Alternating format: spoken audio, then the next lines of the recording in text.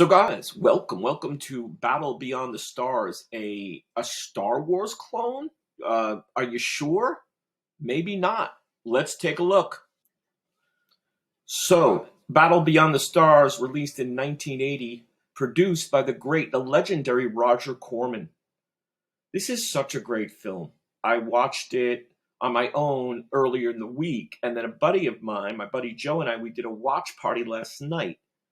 And it was great watching it with him too. He's a big fan, and it was so funny how I was watching it, and then coincidentally he said, "But bottom line is, if you guys have not seen Battle Beyond the Stars, Richard Thomas, John Saxon, Sybil Danning, Robert Vaughn, George Peppard. I mean, this is a who's of great actors, classic actors, and people you know from, especially say the 60s, 70s, and 80s."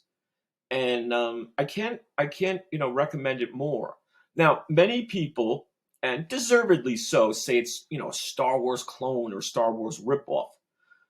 I say if that's true, and sure, certainly you can make the case, it's probably the best. No, I'll say it is. It's the best Star Wars clone. But if you do a little research and you look at where it really came from, it is really of the Magnificent Seven, which itself was sort of a clone or a redo of Seven Samurai, a Japanese film.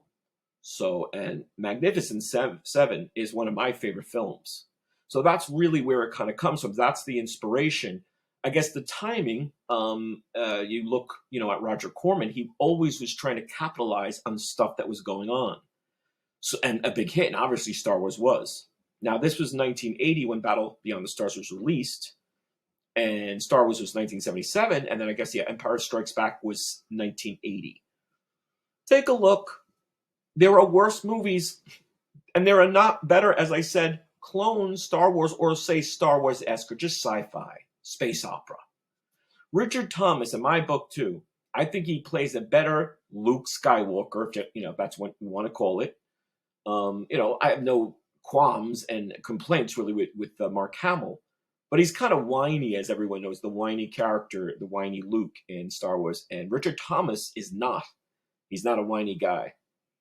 The special effects, the space scenes, the battles, the props, first rate. In fact, again, sometimes I think they rival Star Wars. They're excellent. And when you look at the budget, what they were dealing with Roger Corman and the production team was dealing with. So take a look.